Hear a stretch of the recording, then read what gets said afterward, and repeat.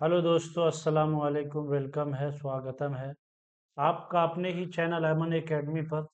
इससे पहले आप लोग जो है कहकेशां उर्दू से 12 लेसन पढ़ चुके हैं। आज हम आपके लिए 13वां लेसन लेकर के आया हूं।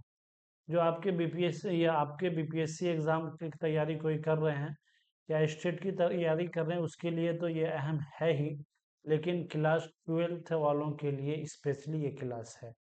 इसलिए जो क्लास 12th के बच्चे हैं उनसे मेरी गुजारिश है कि अगर आप चैनल पे नए हैं तो चैनल को सब्सक्राइब कर दीजिएगा, ताकि मैं इसी तरह के वीडियोस आपके लिए लेकर के आता रहूं। तो आज पढ़ेंगे मेरे दोस्तों क्या बरके कलीसा।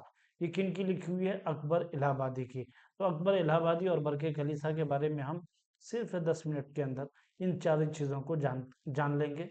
फिर उसके बाद जो है हम अगले क्लास की तरफ चलेंगे।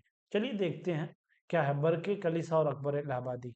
अकबर इलाहाबादी जिनका पूरा नाम अकबर हुसैन था। क्या था मेरे दोस्तों? अकबर इलाहाबादी का पूरा नाम अकबर हुसैन था। याद रखिएगा आप लोग, भूलिएगा मत। अकबर इलाहाबादी का पूरा नाम क्या था? अकबर हुसैन। ठीक है, देखेंगे 1845 में मुकाम 12 जिला इलाहाबाद में पैदा हुए। कहा? मुकाम 12। 12 कौन सा मकाम? 12। 12 मुकाम और जिला इलाहाबाद में पैदा हुए। कहाँ? इलाहाबाद में। चलिए, सैयद मोहम्मद उनके दादा और तफज्जुल हुसैन उनके वालिद थे। किनके? किनके? अकबर इलाहाबादी के दादा का नाम क्या था? तो क्या बताएंगे आप? तफज्जुल हुसैन। अकबर हुसैन के सैयद मोहम्मद, सॉरी, उनके दादा का नाम क्या था? सैयद मोहम्मद। और वालिद का नाम क्या था? तफज्जुल हुसैन। याद रखिएगा, दादा का नाम बोलो। आप लोग भी मेरे साथ बोलिएगा ताकि याद रहें चीजें हमेशा के लिए। तो सैयद मोहम्मद, ये किसका नाम है? दादा का। किसका नाम है ये? दादा का। और बताइएगा इसके बाद तफज्जुल हुसैन। क्या? तफज्जुल हुसैन मेरे दोस्तों, ये किसका नाम है? तफज्जुल हुसैन। क्या बोलेंगे? तफज्जुल हुसैन किसका नाम है? तो तफज्जुल हुसैन जो है अकबर इलाहाबादी के वालिद का नाम है। अकबर इलाहाबादी के वालिद का नाम है। इतनी चीजें आप लोग समझ गए होंगे। अगर चीजें क्लियर हो गई है तो आप जो है बताइएगा, ठीक है? अगर कोई डाउट हो तो आप कमेंट बॉक्स में लिख सकते हैं सर। और ये पीडीएफ आपको फ्री में दिया जाएगा, इसलिए अगर किसी को पीडीएफ चाहिए तो मेरे व्हाट्सएप नंबर पर मैसेज करके ये पीडीएफ हासिल कर सकते हैं। अगर व्हाट्सएप नंबर नहीं है तो इस चैनल के डिस्क्रिप्शन बॉक्स में व्हाट्सएप का लिंक दे दिया है, वहां से ज्वाइन कर सकते हैं। चलिए, अकबर का बचपन दाऊद नगर, सोराम वगैरह में गुजरा। अकबर का बचपन कहाँ गुजरा? दाऊद नगर और सोराम वगैरह में। 1856 में जब अकबर की उम्र 11 वर्ष की थी तो उनके वालिदैन इलाहाबाद गए। इलाहाबाद कब गए अकबर के वालिदैन? तो कहाँ गए? 1856 में। जब अकबर की उम्र उस वक्त क्या थी? तो क्या बोलेंगे? 11 साल। बचपन कहाँ गुजरा था इनका? दाऊद नगर सोराम में। ये सारी चीजों को हम याद रखेंगे। वालिदैन कहाँ गए? इलाहाबाद। कितने उम्र में? अकबर की उस वक्त क्या उम्र थी अकबर इलाहाबादी की? 11 वर्ष। चलिए, इससे पहले वह घर पर उर्दू, फारसी, अंग्रेजी और रियाजी की अंग्रेजी किताब पढ़ चुके थे।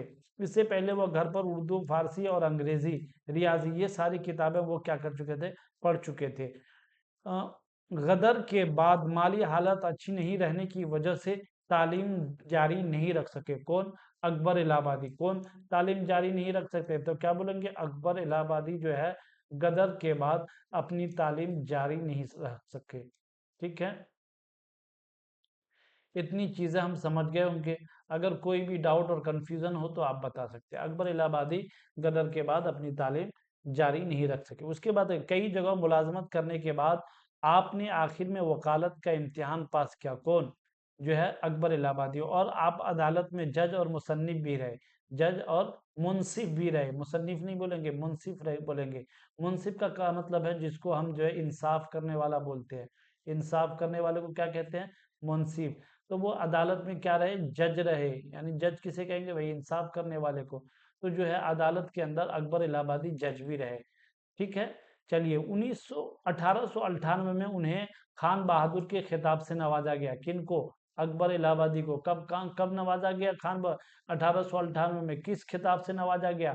खान बहादुर के खिताब से नवाजा गया। याद रखिएगा, ये बार बार ये प्रश्न उठा करके पूछ दिया जाता है, ये सवाल जो है पूछ दिया जाता है कि अकबर को और किस नाम से पुकारा जाता। तो क्या बोलेंगे मेरे दोस्तों, खान बहादुर के नाम से।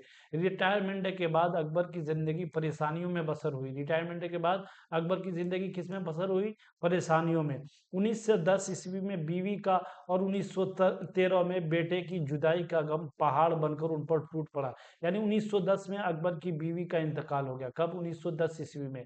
और 1913 में आपके बेटे का इंतकाल हो गया। कब, 1913 में। तो जुदाई का गम जो है, ये दोनों की जुदाई का, बेटे की और जो है बीवी की जुदाई का गम क्या हुआ, अब उस पर जो है अकबर पर पहाड़ बनकर टूट पड़ा। यानी वो बहुत जो है दिल बर्दाश्ता हो गए, निढाल हो गए समझिए, और अपनी जिंदगी से तंग आ गए। क्योंकि बैक वक्त बेटे का और बीवी का चले जाना, ये किसी की जिंदगी में भी बहुत बड़ा गम का पहाड़ बनकर के टूट सकता है। तो अकबर अवध पंच के नवरत्नों में थे। किसमें थे अकबर, सवाल पूछेगा अकबर किनके नवरत्नों में थे, तो क्या बोलेंगे, अकबर जो है अवध पंच के नवरत्नों में थे। अवध पंच के नवरत्नों में थे। उर्दू में आप जरीफाना शायरी की वजह से मशहूर हुए। कौन सी शायरी अकबर करते थे, जरीफाना शायरी करते थे। जरीफाना जानते होंगे, जिसमें कोई बात हकीकत पर मबनी हो लेकिन उसको मजाहिया अंदाज में कह देना, यही जरीफाना शेर हुआ। अगर कोई बात मजाक मजाक में हम किसी को हकीकत बात कह जाते हैं, तो यही जरीफाना शायरी का मतलब है। ठीक है। अकबर कलीसा आपकी मशहूर नज़्में हैं जो आपके निसाब में शामिल है। आपकी मशहूर नज़्म कौन सी है, अकबर कलीसा। अकबर कलीसा ये आपकी मशहूर नज़्में हैं जो आपके निसाब में शामिल है। चलिए नोट देखेंगे मेरे बच्चों, इस तरह के पीडीएफ के लिए हमारे व्हाट्सएप नंबर पर आप राब्ता कर सकते हैं। ये नंबर है, फ्री में आपको ये पीडीएफ दिया जाएगा। तो ये क्लासेस आज इतनी ही थी। तो मैं अभी तक आपके लिए सिर्फ जो है सब्जेक्टिव प्रश्न के सवालात के जवाबात लेकर के आ रहा हूँ, ताकि इससे सब्जेक्टिव सवालात आपके आसानी से हल हो जाए। और इसके बाद जब आपके सारे सवालात के जवाबात हो जाएंगे, तो मैं फिर आपके लिए क्या लेकर के आऊँगा, फिर जो है एक एक जो है क्वेश्चन बैंक लाऊंगा, सिर्फ ऑब्जेक्टिव क्वेश्चन का। तो इसलिए आप हमारे चैनल पर बने रहेंगे। अगर जो है नए हैं तो सब्सक्राइब कर दीजिएगा, ताकि मैं इस तरह के वीडियोस आपके लिए लेकर के आता रहूं। आपका हमारे चैनल पर जुड़ने के लिए बहुत बहुत शुक्रिया। फिर मिलेंगे हम आपसे अगले क्लास में। जी।